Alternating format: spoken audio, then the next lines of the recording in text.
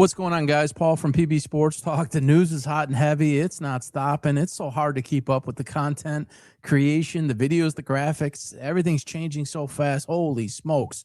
Just want to drop in 5-6 minutes here and talk about what just happened in the NFL with Sean McDermott being fired from the Buffalo Bills, which is really crazy because I just released about a 12-minute video yesterday on the reasons why I thought he should be fired. And that what the real issue is with the Buffalo Bills. I'll pop that up right now. That's a corrupted file, so I apologize for the lack of quality of the graphic.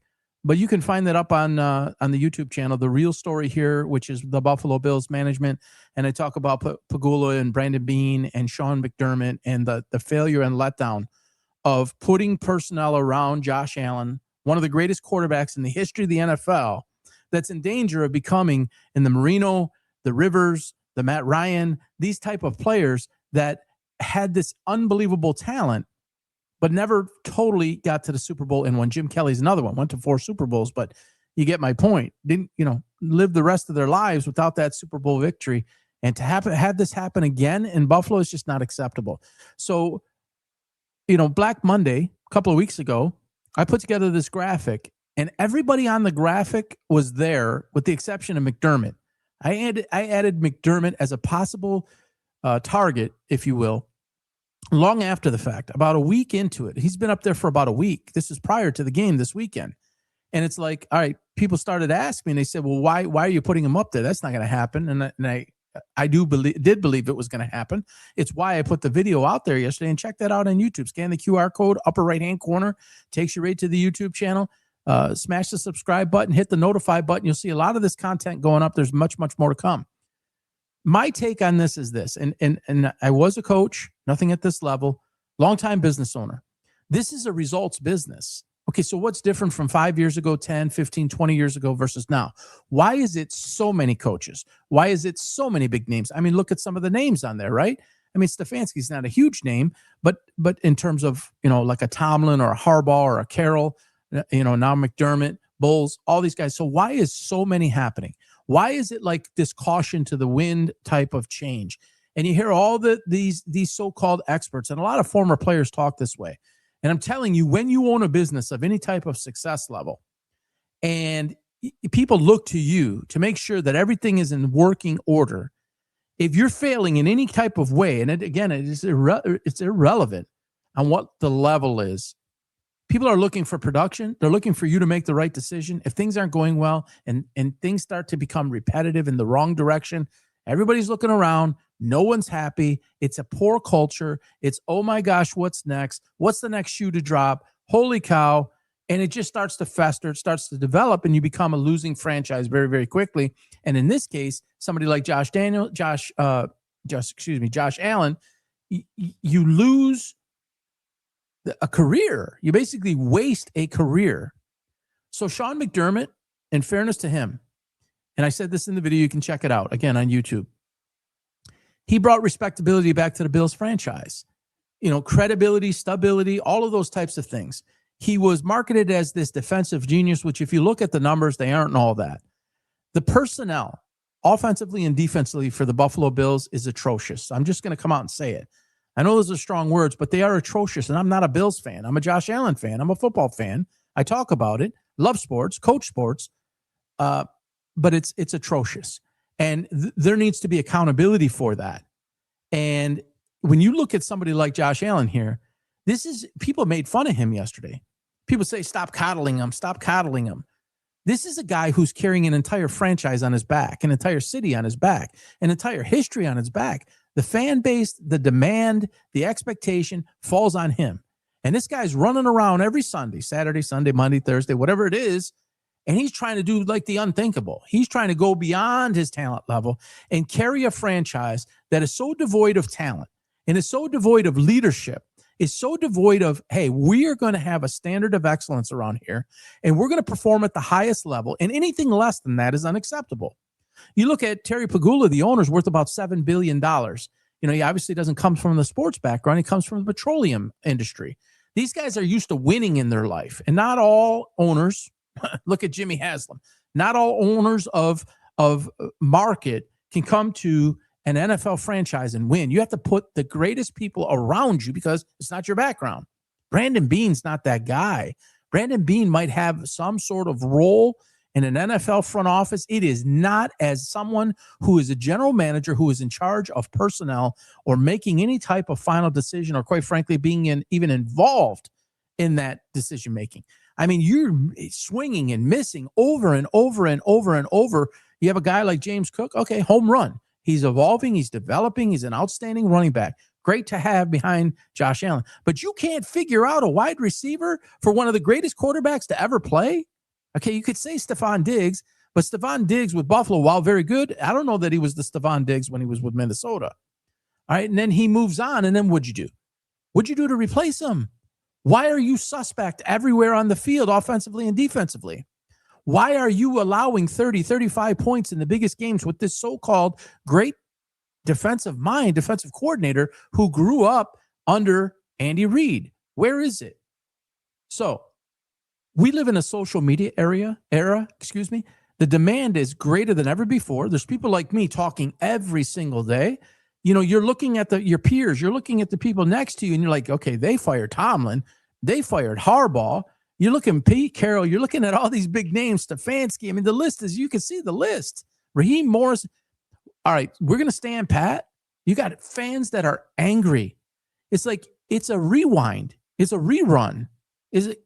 No one in their right mind, I think, would think that if you kept Sean McDermott and Beane in place, would say, next season's going to be different. No, it's not going to be different. It's going to be much the same show over and over in the soap opera about how close can we get, and how bad can we fall. And I had a lot of positive comments about that video yesterday, and then there were some people that said, you're crazy, and that's life, right? And someone's always got something to say, but it's like, it's not, it's this, and he had this amount of turnovers, and you know, it's his fault, it's his fault, it's his fault. He's trying to do everything, guys.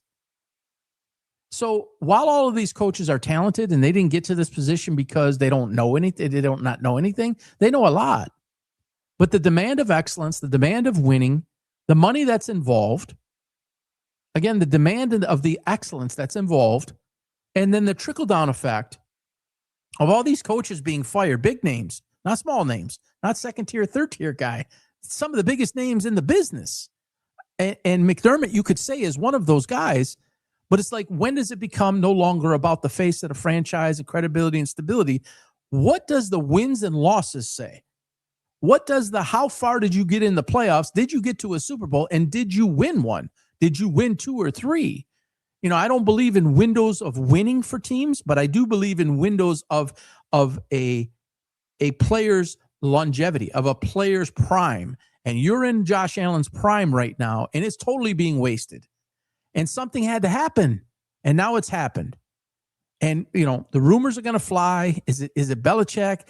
And that's another thing. There's still some coaches floating around out there, like a Mike McDaniel, or you want to try to pivot and you want to go to Mike Tomlin, who it appears that he wants to step away. There's still some guys floating out there. And it's like, if you don't make the move, you're kind of stuck. And then what coaches will be available next year? There's usually 6 to 7 that are removed each year.